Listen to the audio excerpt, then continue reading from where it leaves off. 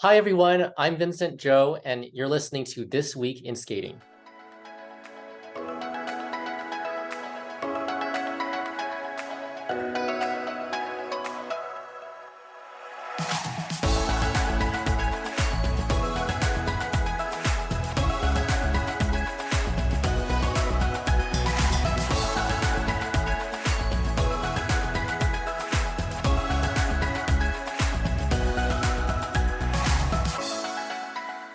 Hey everyone, welcome to our podcast. I'm Daphne. And I'm Gina.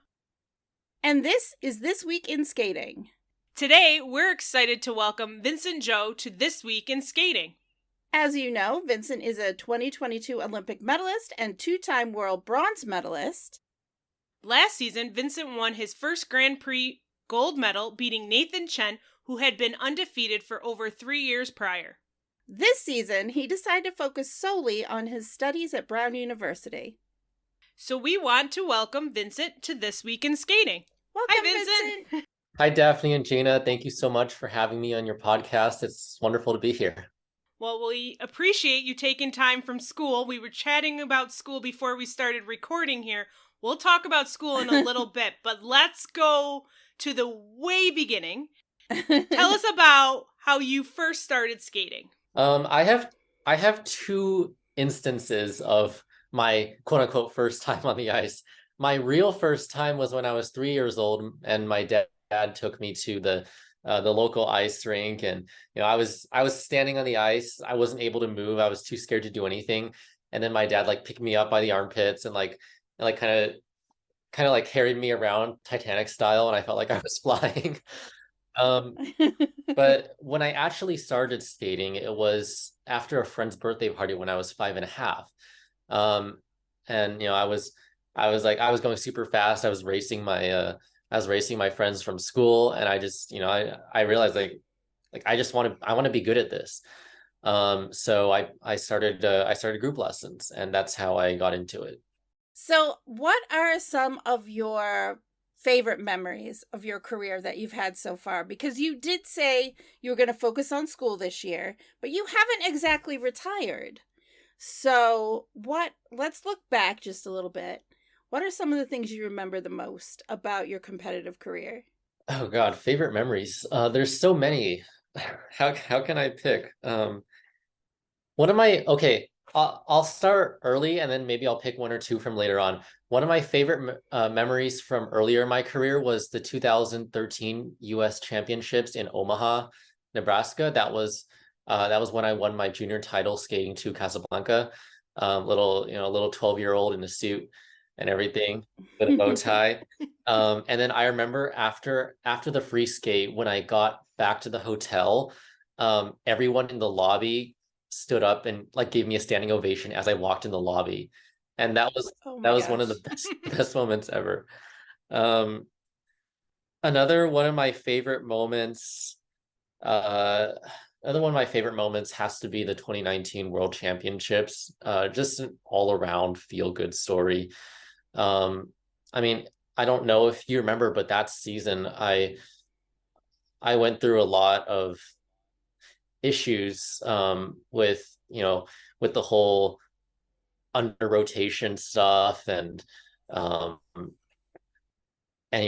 skating a quote unquote clean program with a quad lutz, quad flip, triple axel, and then going into the kiss and cry and getting 76 points at Skate America. And then for some reason a bunch of people started to hate on me or whatever, and then at Four Continents that season, that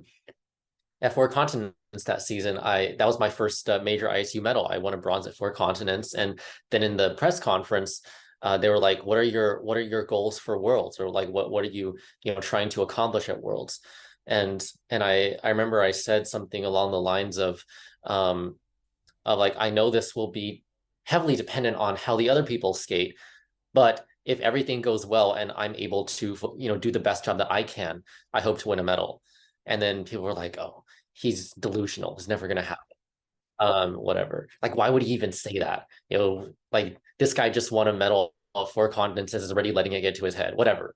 And then I went to Worlds and I won a medal. So I mean, it wasn't even to, quote unquote, get back at the haters or anything. It was just for me, it was like proving to myself that I belonged in the group of the best skaters in the world, and that I had, worked for it and finally earned it fair and square, so that was just a great moment. And then I'm sure we'll get to this later, but I have to mention the 2022 World Championships again.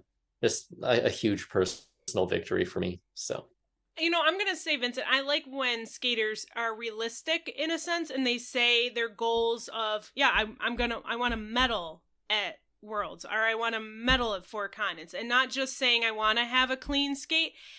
It's just hearing what they're really going after is really, as a part of the media, hearing that that's what they're after and not just necessarily a clean skate. We all know you guys want to do a clean skate, but when someone has that goal and they're not afraid of what people are going to say and they just say it, I want to be on the podium, I want to win a world championship, it's great to hear that determination, that focus, that drive. Yeah, thank you for saying that. And yeah, absolutely. It's not about like thinking I'm good. It's about having a dream, having an inspiration, having motivation. I mean, why do kids like when I was a kid, I was like, I want to make the Olympic team. Like, this doesn't mean I have a big head. And everyone else. I just have a dream of making the Olympic team, and so it's the same thing here, so. Yeah, I think to go with what Gina said, the authentic comments that come out of press conferences are really appreciated, because a lot of times it's diplomatic answers that are carefully worded. So to hear someone say what they really want is refreshing.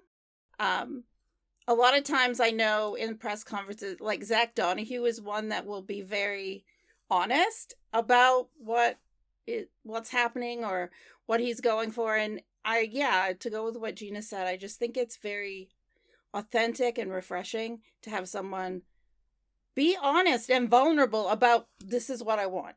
Yeah. This is what I'm going for. Yeah. And we're not media that's going to come after them if they don't accomplish it. We're not that, No. So, but I like to hear what being authentic with themselves and what the goal is for you guys, and not just what we want, skaters saying what they think we want to hear you say, Yeah.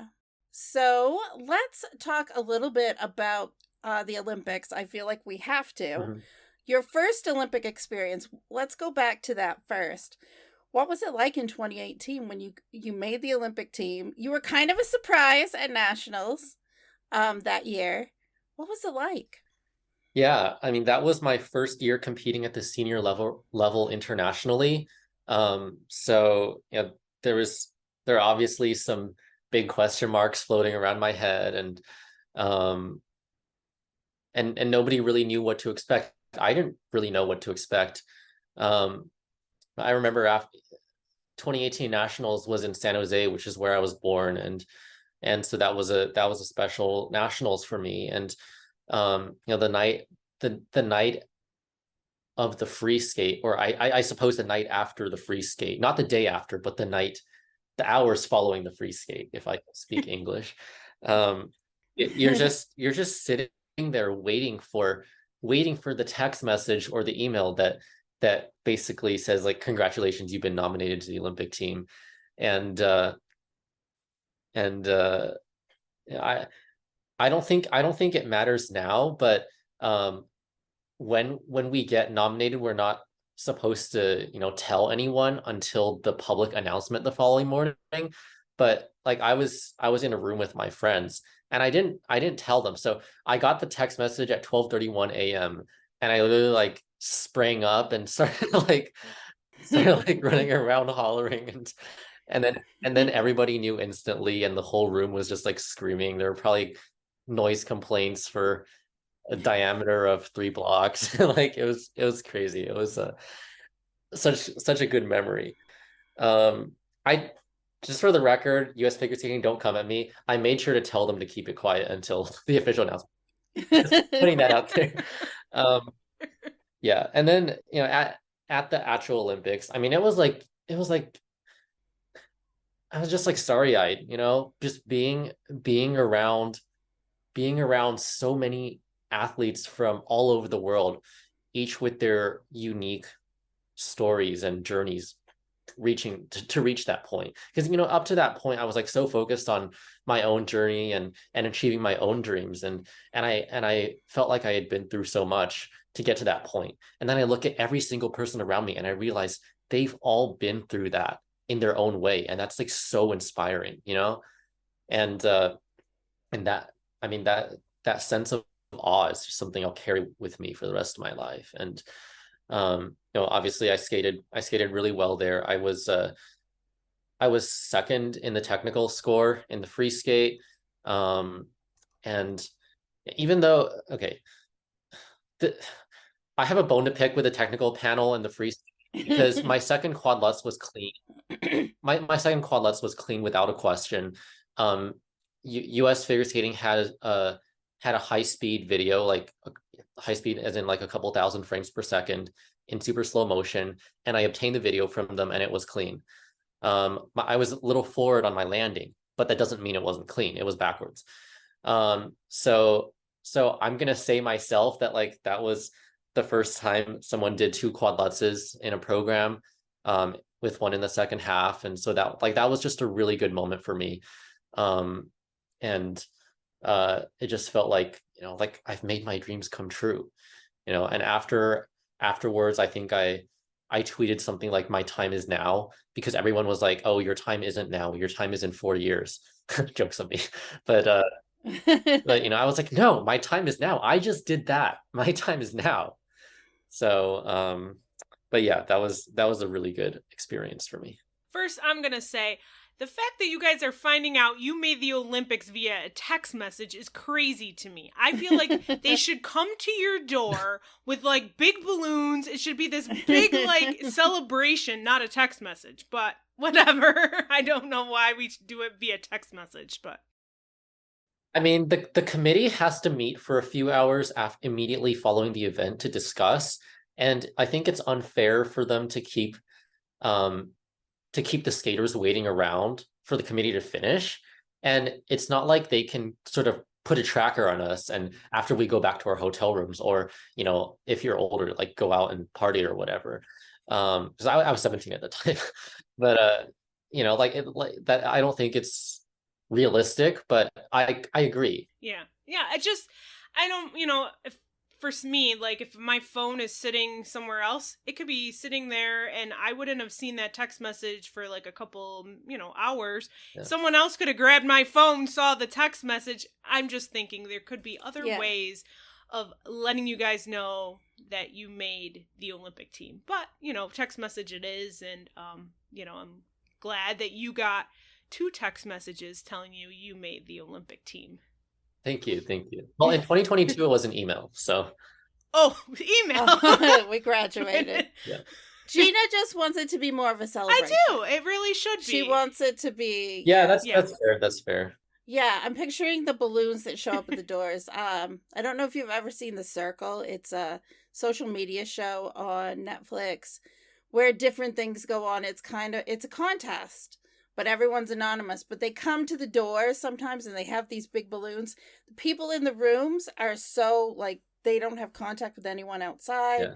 So when they open the door, there's just balloons or whatever, and the reaction is really fun.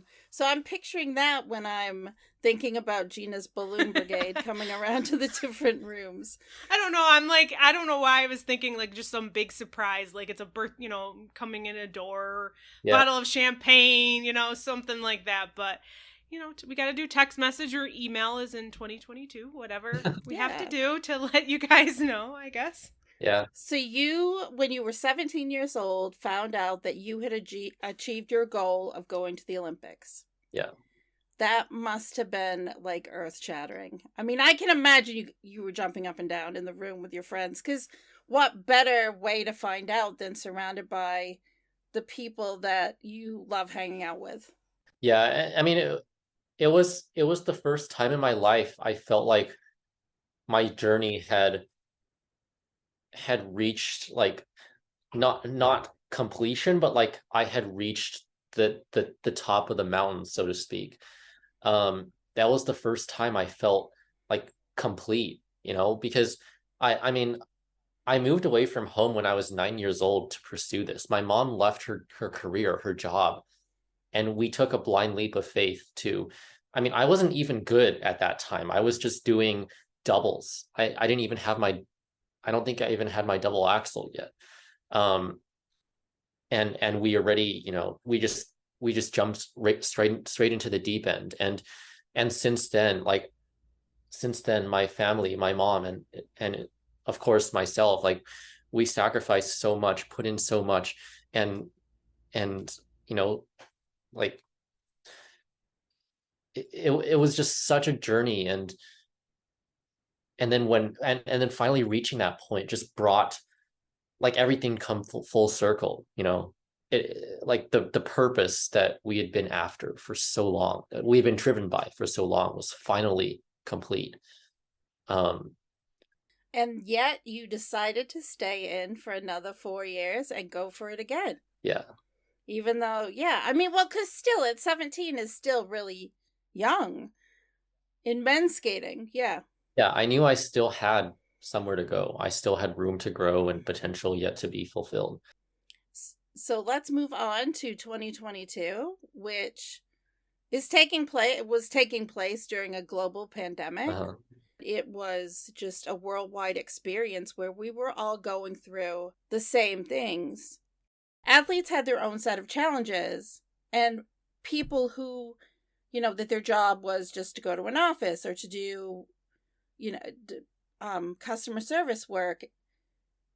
We all had our own individual list of challenges. What was it like to be an athlete training during that time, even before the Olympic team was selected? Well, when the pandemic first hit and everything shut down, all rinks closed for a few months. So everyone was in the same boat. We couldn't really skate. We couldn't do anything. So the off ice training, picked up, obviously.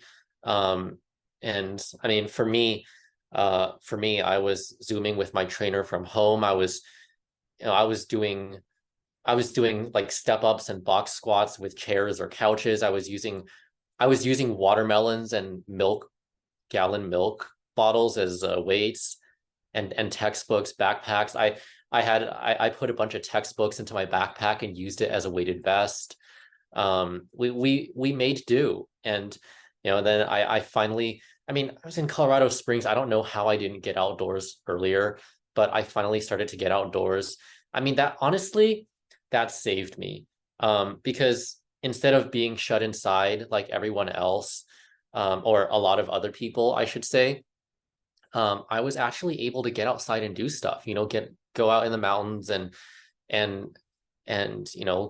it's for me, being out there is both like kind of working out in a way, but also it's soul searching for me, because when I'm out there, I feel I feel powerless against the forces of nature, I guess.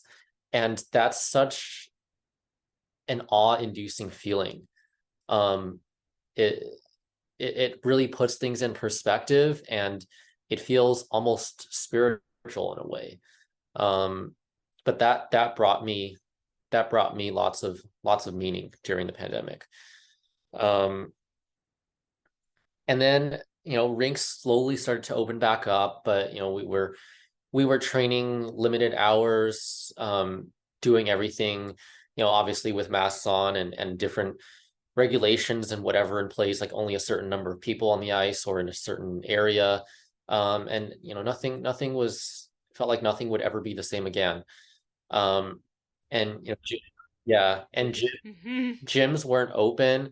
So my trainer, like when we were finally able to get back in person, um we did our workouts in the parking lot, or in like a hallway between two rinks. Or I actually have this really meaningful anecdote where we were working out in the parking lot outside, and then being Colorado, Colorado, we got an afternoon hailstorm when it was still sunny outside, but the hail was coming down and the wind was blowing.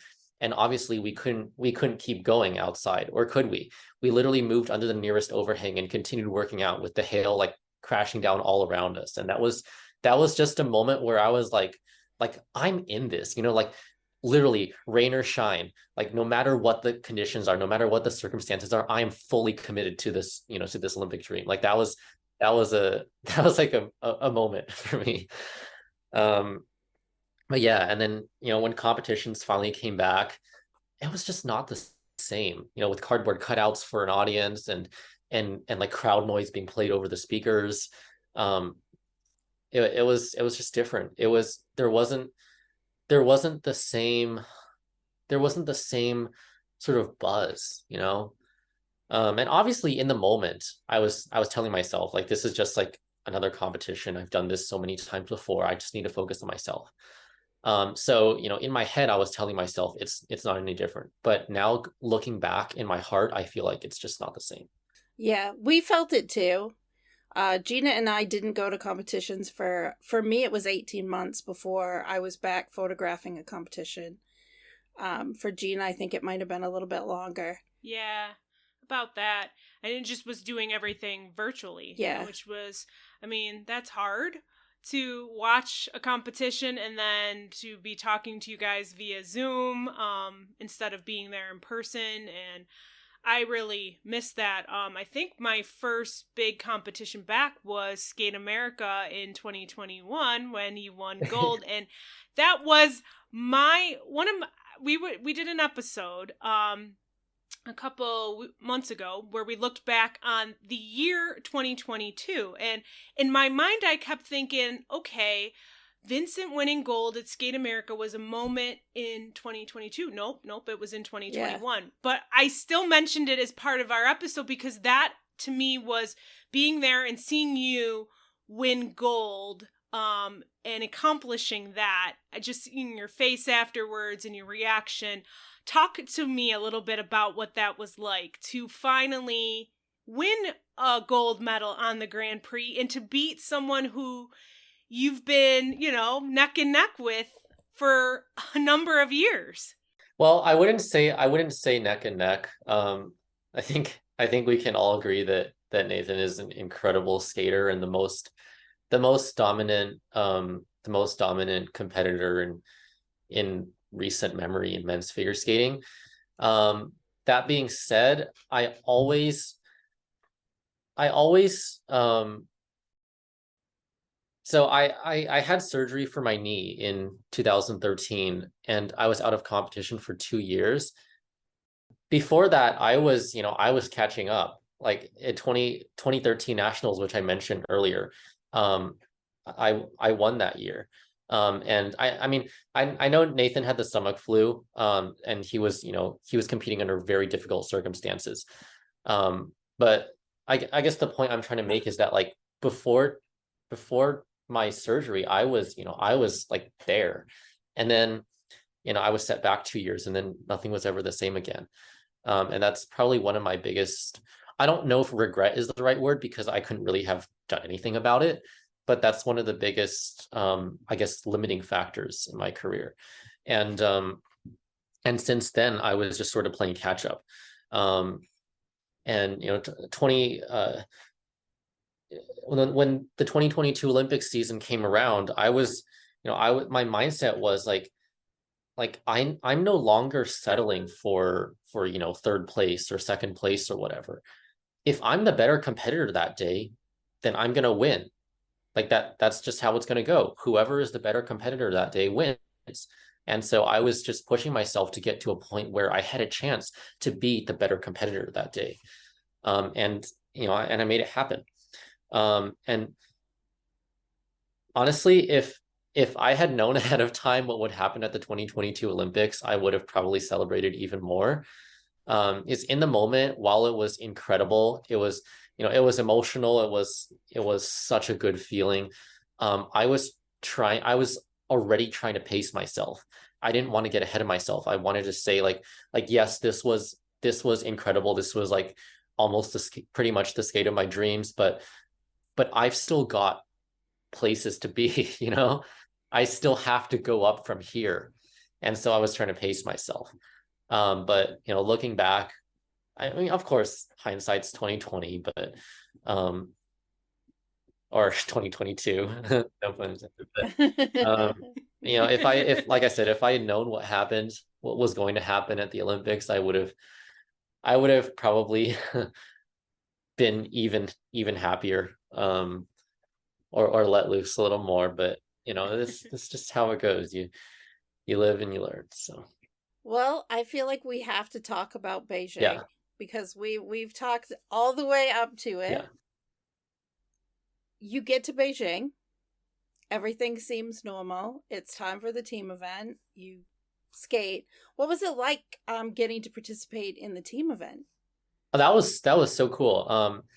I mean, as you know, and as a lot of people listening will know, that's not a format that is ever in competition, aside from the World Team Trophy, which I don't think is an official ISU event. So it's not really a format that anybody is used to competing in.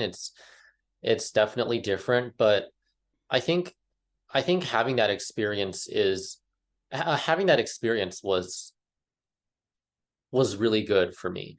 Um, Even though it's, you know, it's overshadowed by you know what, but um, but still having that experience and just being able to compete on Team USA for for Team USA and with my teammates that you know we'd all made this journey together. That was a really wholesome experience.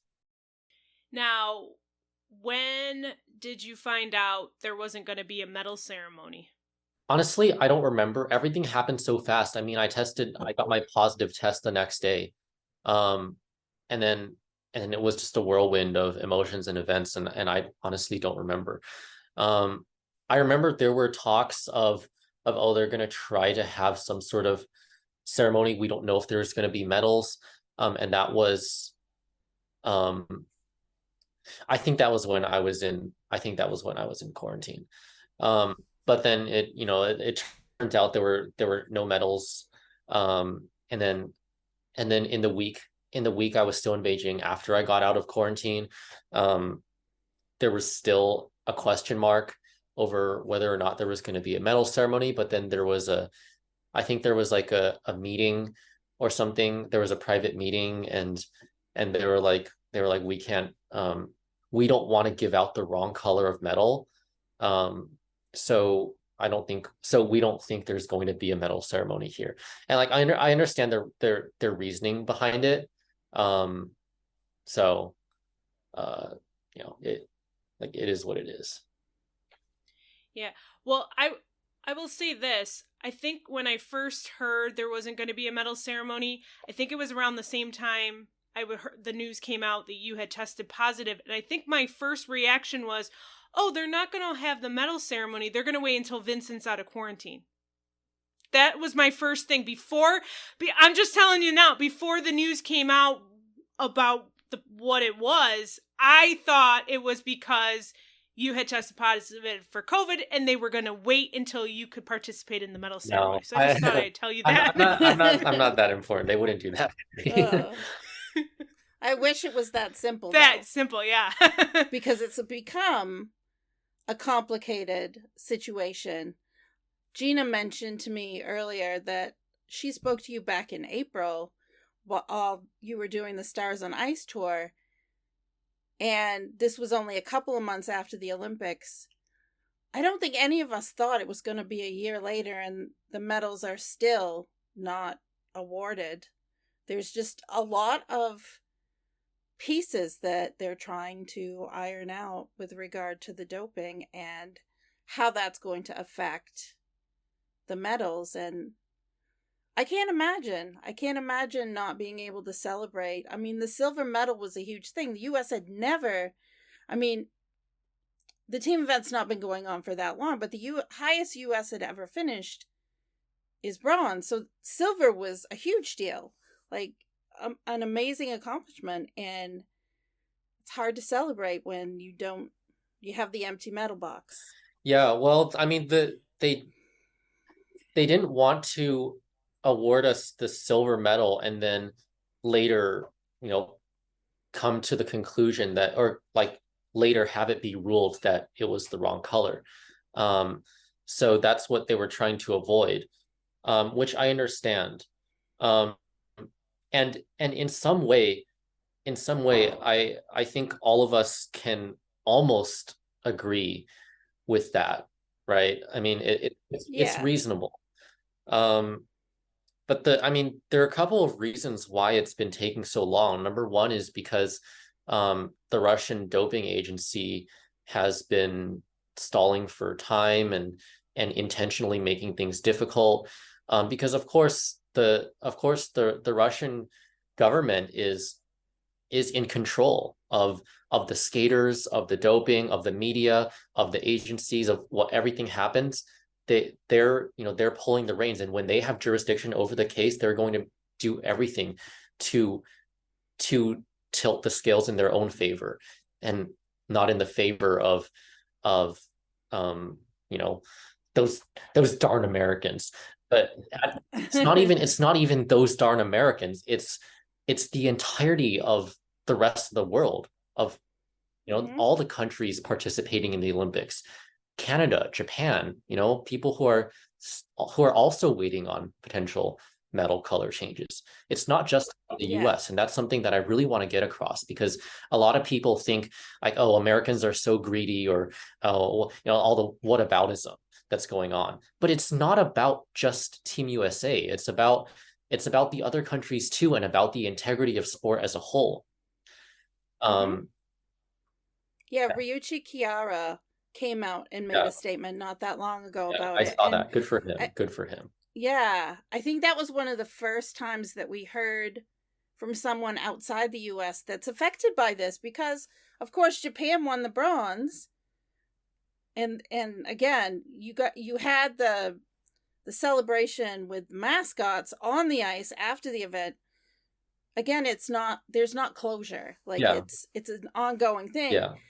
And it's hard as a fan, because as media, we're also fans of the sport, to watch this go on, because we just want so much for this to be worked out.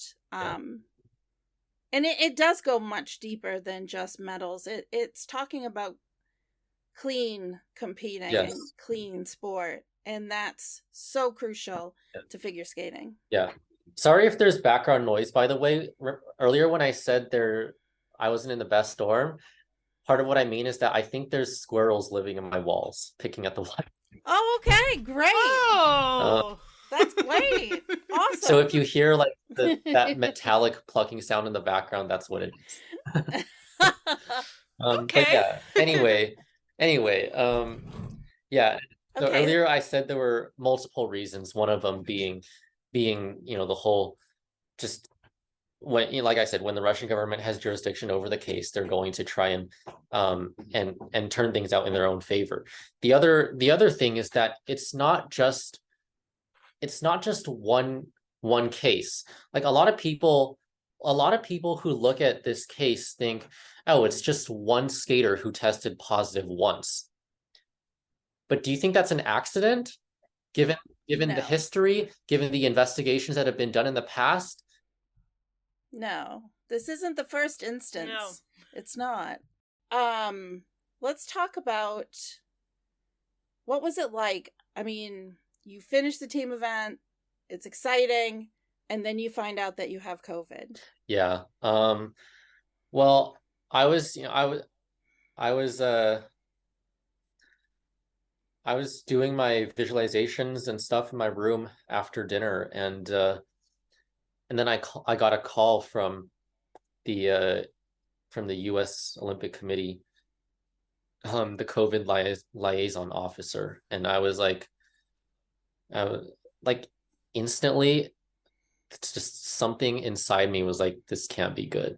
Because like, why else would I get a call from the COVID liaison officer? Like I had been testing positive, everything was perfectly fine. I had no issues. I wasn't a contact for anyone else. And so instantly when I saw the call on my phone, I was like, this can't be good. And then I was just praying that it wasn't like a worst case scenario. And then it was the worst case scenario. And like, you know, when something happens that's so awful that you don't even know how to react because you have no previously developed heuristic to help you approach this brand new situation. That's what it was like. That's what it was like for me. I didn't even know how to function. I was like, yes, okay, thank you for letting me know. And then I just kind of sat there and started packing my bags. And you know, like obviously there was this just terrible like gaping feeling in my heart, but like mentally and physically I was just like in autopilot. I didn't know what to do. I didn't know. Yeah. um and then, you know, I was taken off to the quarantine facility, and I got there, and I was just like, the whole time it was just like, it's like, what the hell am I doing here? You know, it's like, I'm not supposed to be here right now. Like, can I climb out the window and run back? Like, the I should I should be setting my alarm and going to bed right now. But instead I'm like standing on this grubby carpet. The walls look all wrong. You know, the color of the curtains looks all wrong. Like, what even is that outside my window? Where am I? What's going on? You know, and um yeah, and then I sat down, and then I tried to record the video that I ended up posting, which a lot of people saw. And that, I think that took me over 2 hours, because I had a total of 17 takes or something, because I just kept on, you know, breaking off and not being able to talk. But I knew I had to force myself to get my thoughts out there to process and just like wrap my head around the whole situation. And I wasn't even talking to anyone else. I was just talking to myself. And I knew I wouldn't do it if I weren't filming myself. And I also knew like I had an obligation to update people. So yeah. And then the next morning, so I I tend to, my body clock tends to like wake me up a few minutes before my alarm is supposed to ring, just like instinctually. Um, Mm-hmm. and so I woke up a few minutes before my alarm would have gone off. And like I instantly sat up, like I was ready to like, you know, get going and get ready to go to my warm up in the morning. And then like and then I looked at the ceiling in the dark, and I was like, huh, those bumps don't look like the ones back in the Olympic Village room. And then I remembered where I was, and then just like just like Another punch to the stomach. I just like melted into the ground and like died right there. It was just, yeah. Um and you know, and I called people, I talked to people, just worked through my thoughts, worked through my emotions, and tried to stay sane by talking to people, my psychologist, my coaches, my mom, my friends. And by the third day, I thought I was starting to do better. Like I was like, okay, you know, I've kind of come to terms with where I was at. But that was a day of the free skate. And then I saw the results, and I was like that's so doable. It wasn't like everyone was getting 330 points or whatever. I was like, I could be there. I should be there. I could have won a medal. I could not easily, but I could probably have won a medal given how my season was going and given how I was training up to that point. I knew I would have had a great chance. And then when I realized that, it just like kind of broke me down all over again. Um, the whole time, even when I was in Beijing, I was still, even even though I was already, you know, it was already, you know, obviously awful. I was still in Beijing, and there was still something inside me to like keep me going, because I was still at the Olympics technically. And so the real like I guess I didn't really start hurting until I got home. Because when I got home, my first thought was like, okay, I'm gonna get right back on the ice and start training. I'm gonna basically drown my misery in sort of throwing myself at my work and trying to prepare for the world championships. And as soon as I got on the ice, I just realized like this isn't happening. My body isn't responding. My mind is in another universe. My body's not going to respond to my mind, and nothing is going to come together. I can't, like, I could hardly do like a triple axel or whatever. In fact, in the whole time from the Olympics until Worlds, I didn't do a single clean. I did, but I hardly did a single clean quad. Um, and there were multiple days where I couldn't even go to the rink. Like I would try to get up in the morning. I would set my alarm the night before. My alarm would go off. I would wake up in the morning, like trying to get myself into training mode, and then I would like make an effort to get up, and then just like fall back down and just like lie there, just completely empty. There was nothing. And then some days when I did manage to get myself up, I would, I would get to the point where I was ready to go out the door, and then I would go walk over to my skating bag to zip it up and close it up, and then I saw my skates and I just couldn't do it. I like just the sight of my skates was just so painful, and then yeah, I just couldn't do it. Yeah, the only thing that, I mean, obviously, as the weeks went by, Worlds was not getting any further away. It was only getting closer, and I knew I had to make a decision. And that was like probably one of the hardest decisions I ever had to make, because I knew that I was in no condition to compete at Worlds. And even if I did go to Worlds, like given the state I was in, I would probably do terribly. And that would leave me in an even worse place than I was already in. But if I didn't go, like, well, that just goes against everything I've ever known. Like allowing myself to give up, and then I'm just going to go off to college and say goodbye to skating and leave it on that note. Like, am I really going to settle for that? So obviously I had a dilemma on my hands. It was like it was a lose-lose situation, basically. And yeah, and I was like, even my mom told me that I should seriously consider withdrawing, because she knew how bad it would be for me if I went to Worlds and I didn't skate well. And like, I mean, I have a tiger mom. So hearing from her that like you should consider withdrawing, like that's just preposterous. I'd never heard something like that in my entire life. My whole life, it was like, you have to do it. You have to, like, there is no option but to keep going and to win. That's all I grew up knowing and all I had ever practiced. And then I suddenly heard like you should give up. And I don't know if that was more painful or more like suddenly motivating, because to hear that kind of like dunked me in a cold water, and it was like, am I hearing this right? Is it actually okay to give up? And that made me, question myself. And then I realized like, no, I'm never gonna,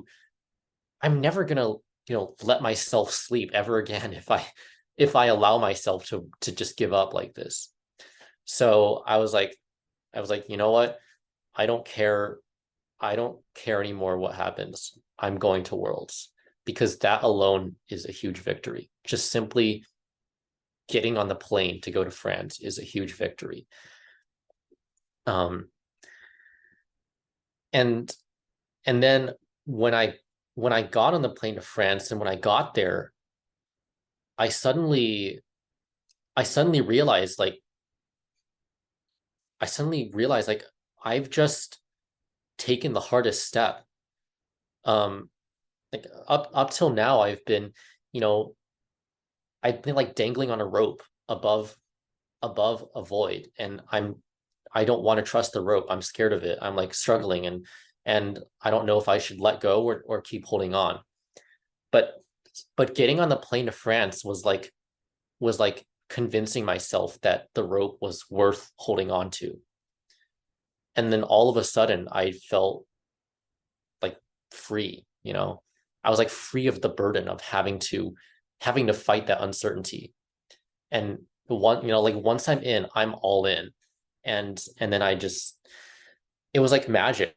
Like after 6 weeks of almost no training, 1 week in quarantine, 1 week in Beijing after quarantine, and then 4 weeks at home, where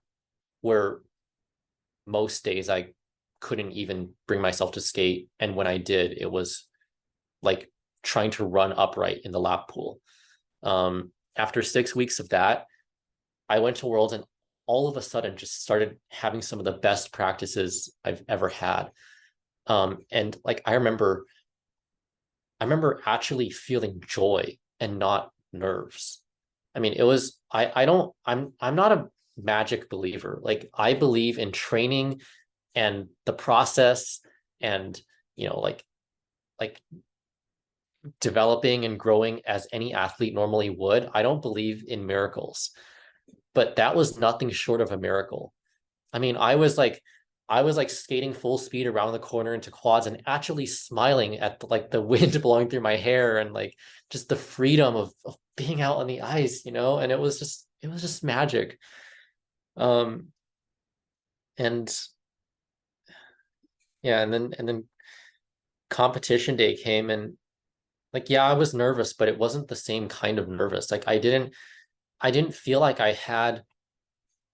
something to I didn't feel like I had something to prove. I was just like enjoying my moment to do what I loved after such a difficult journey. And like I nearly lost what I had given my whole life to, and then I suddenly rediscovered it, and then I was able to just, I was like, you have to almost lose something to realize how much it means to you. And when I finally was at Worlds, I realized how much skating meant to me. And then I was able to bring that out and in the competition, and just skate for me. Um and winning the medal was just the cherry on top. The huge cherry on top. And yeah, that I mean, yeah, I'll never forget that. Well, just first off, I can't even imagine what it was like for you. I mean, I had COVID and I was stuck here in my house. You had COVID, but you were at the Olympics, and and I just can't even. I can't even imagine, Vincent, and just how you took that, and as you just said, you went out there and you realized how much you missed skating. Skating was a part of you, and you couldn't end with the Olympics. You had to go and skate at Worlds, and do it for yourself. And then, of course, you win a medal, and it's just icing on the cake. What do you remember most? Now we're approaching another Worlds. What do you remember most about Worlds now, almost a year later? I would say two things. First thing was like those moments out on practice where I realized I was actually having fun and loving it. Just like a little kid all over again. And the other moment was probably when the third to last skater's score appeared on the TV. And like I had already done the math. I'm an Asian, okay, I can do math. I already done the math. I knew the exact points I needed to medal, and it looked right to me. But then I didn't want to believe it, because like it just seems impossible, I didn't want to believe it. So then I was waiting for the overall standings to come up after that. And then when I saw the overall standings and my name at the top of the list after that, I was just like, that was, I mean, yeah, it's like everything from the last 6 weeks that I had gone through, like just like boiled up to a head. And then that combined with the just like the triumph and like pure elation of achieving that, the two just kind of like collided into one and just kind of like hit me full force, and um one of the most emotional moments of my life. Well, we are a year later. Let's talk a bit about what life is like now. How is school going? You're living on campus, albeit with some squirrels in your walls, potentially. Yeah. Yeah, I mean, I'm having a good time here at Brown, making new friends outside of skating, and and applying myself to new challenges, you know. There's a lot of lessons that can be taken away from my time as an athlete that carry over to approaching challenges in school and in life beyond. Um, and you know, that's like I'll always be grateful for those lessons I learned as an athlete that I can apply. But um, I find that despite all the parallels, there is an inherent difference between intellectual and physical challenges. And so I find myself constantly having to develop new ways to approach things combined with old mental techniques and you know, things that I'm already familiar with. But in short, I'm a beginner all over again. And that's a scary but also exhilarating feeling. Because being an expert at something, you have the confidence, or you know you can do it. And it's just about, how am I going to do it? But then stepping into a different world and being a beginner all over again, and not knowing if you can do something or not, and not knowing if you're on the right path. Because, you know, with skating, like, I knew I was on the right path, but, you know, now, you know, there's this, I mean, I've a whole career or multiple careers ahead of me, and I don't know what the path is yet. And so, like I said, that's daunting and exhilarating at the same time. What are you studying at Brown? I'm an econ major. Do you have any ideas what you would like to do with econ? I mean, I could give you a boring corporate answer, or I could or or I could tell you that my dream is to eventually start a skating school and a foundation of my own, and address a lot of the the difficulties and challenges and barriers that I faced growing up getting into skating. I want to remove those barriers for other kids, and allow people to realize their full potential in a way that I never could. That's my way of giving back to the sport and allowing things to come full circle. And I know I have the knowledge and the drive for it. And so it'll just be about getting first getting the education, and then the resources and the connections to make it happen. That's not a boring answer, and I like that answer. No, that's a great answer. Yeah, we appreciate that answer. The authentic answer. Yes. So are you going to do anything fun for spring break? Because that's coming up. I'm going to New York. I've got a couple things planned. I've got some like career related stuff. I'm going to speak at a couple places, just talking about my journey, especially around the Olympics and Worlds, which I just talked about earlier. And then I will be visiting figure skating Harlem. I'll also be visiting, I think, another rink, just, you know, doing some stuff, some public speaking, some leadership, some, you know, devoting my time to meaningful things, and reconnecting with skating a little bit, because I mean, school is a completely different world, obviously. Have you been skating at all? Are you planning to do any shows, or are you kind of really just focusing in off ice with school and other things? I'm almost 100% focused on school. I teach learn to skate when I can, but I don't really get much time to. So yeah, I haven't really been skating.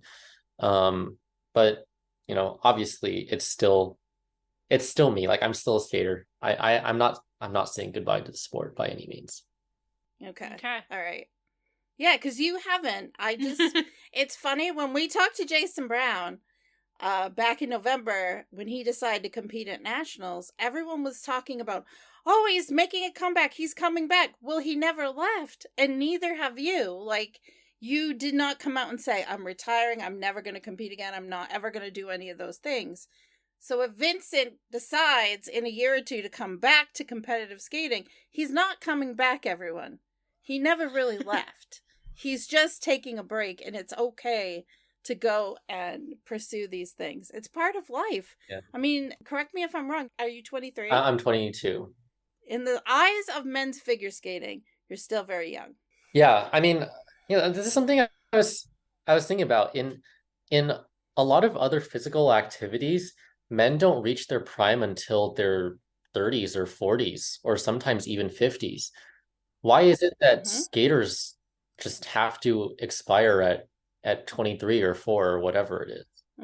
Right? So yeah. No, I want to keep the door open for myself. Like what if I'm still doing 5 quads in a program at 50 years old? I mean, that would be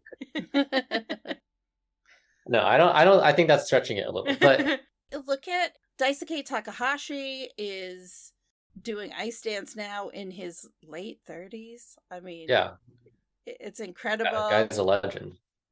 I think that you're only as old as you feel, and if you think when you're 30 that you want to compete again, or even in a couple of years, I have no doubt that you're gonna do whatever you put your mind to. Yeah, people climb Mount Everest after their 80s. Why can't I figure skating in my late 20s or 30s or whatever it is?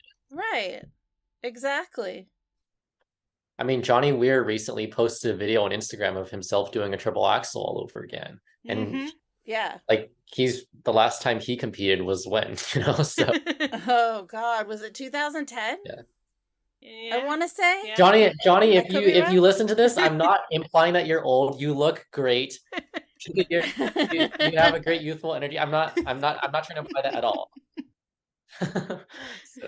So are you, at this point, are you planning to just continue with school, like next year, go back to Brown, or are you taking it 1 year at a time?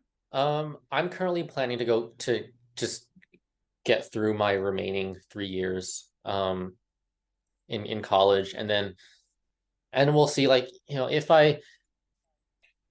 I decide to try to return for the 2026 Olympics, then obviously I'll have to start training. I'll have to start training a long time in advance, especially because qualification factors in the body of work. Yes, I can't just suddenly return at nationals. I have to compete this season and possibly the season prior as well. So it's not going to be easy, but like I said, I want to keep the option open for myself. Well, yeah, we have these fun questions that we ask all of the skaters who come on the podcast. They're the same ones. But one question we want to ask you before we get into those fun questions, you were just talking about Mount Everest. Indoor rock climbing. You seem to be doing indoor rock climbing. What do you like most about that? Well, I described earlier how during the pandemic, I got out into the mountains in Colorado, and that was just life-changing for me. And there's not really mountains like that here on the East Coast. So I've transitioned to bouldering as a way to develop my technical skill, so that I can eventually do harder climbs. Because one of my dreams in life is to climb in the Himalayas, and you got to start somewhere, right? So 15-foot walls in a gym it is. Okay. But I'm thoroughly enjoying bouldering. I think something that applies is footwork, because a lot of people think rock climbing is a lot about arm strength or finger strength, but actually footwork is critical. And And like obviously, if you try to climb with just your fingers or your arms, you're not going to get very far. Um, so I think I have an advantage in that I have good balance, I have good footwork. However, singles figure skaters only need their arms or their fingers to grab their blades during camel spins. So I have to say I'm lacking in that department, but I've been working hard on it, and it gives me something to like. I can't skate at the rink whenever I want. There's certain hours, and almost all of those hours don't work with my schedule. But the gym is open until 11 p.m. I can go whenever I want. So it gives me a way to, get out there and keep up my physical condition, I guess, and learn new things. And also trying to figure out a problem involves involves analytical thinking and problem solving, and actually executing the sequence of movements is in a way similar to choreography in skating, because there's often a set way that you have to do things to get to the top. Um, it's not like a ladder where you can just climb it in infinitely many possible ways. Often there's a specific sequence of movements that you have to do, and specific techniques you have to use at certain points. And I find that that's actually quite similar to a skating program. So I'm not only am I having fun doing bouldering itself, I'm having fun seeing what I can apply from skating to learning it. So we have some fun questions that we like to end our podcast with. Yeah. So the first one, if there was a movie about your life, who would star as Vincent? Oh God. I don't really follow like actors or movies or Hollywood celebrities or whatever very much. So I don't know names, honestly. Um there's this one actor I'm thinking of though. He played the main character in Altered Carbon, the Asian version of the main character, because there's the main character had multiple bodies, and I think his name is Will Yun Lee. Will Yun Lee is Yep. yeah. Yep. Yeah. I think he has like a sort of unassuming and like poised and serious air about him that I kind of identify with. I don't know. All right. Yeah, he's been in a bunch of things that I've seen. Yeah. Okay. What is your most used emoji? Maybe the skull emoji, because I joke around a lot with my friends, and that's like something that people use is like when something's funny, that's kind of what you reply with. So Yep. Okay, so if you're singing karaoke, what is your go-to song? Take on Me by Aha. Yay! Awesome. Favorite songs of all time. Love that song. It's so great.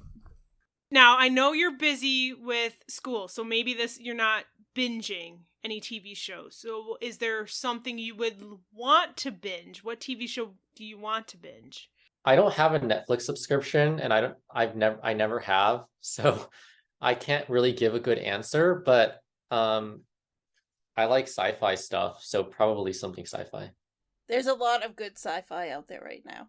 Okay. It's really difficult to choose. Don't tempt me. I'm in midterms right now.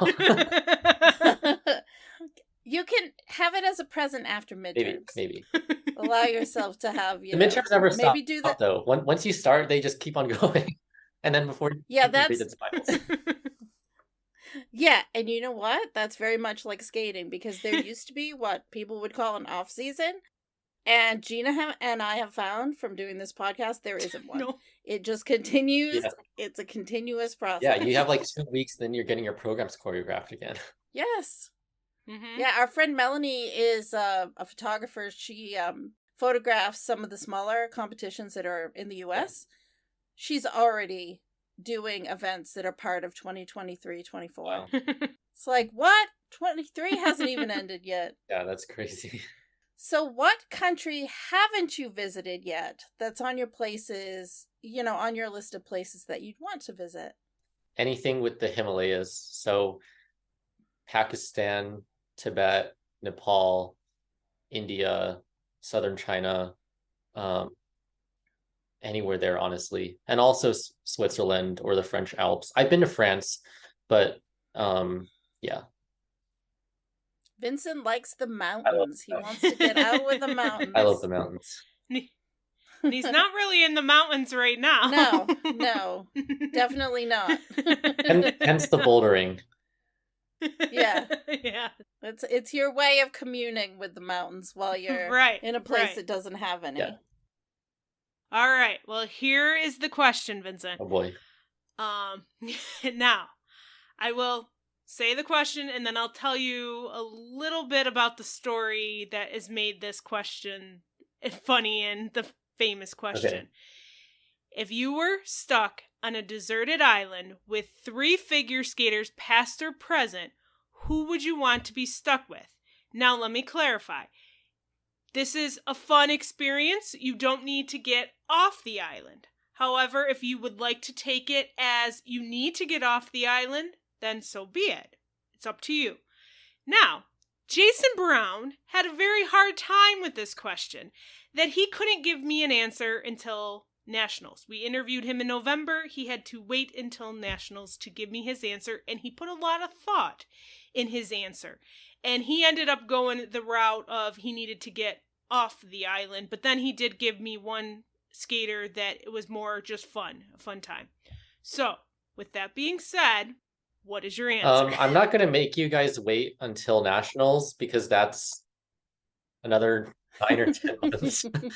But and also I mean maybe I won't be at Nationals and you won't get to interview me there. So I'm not gonna make you wait. But that is a really hard question.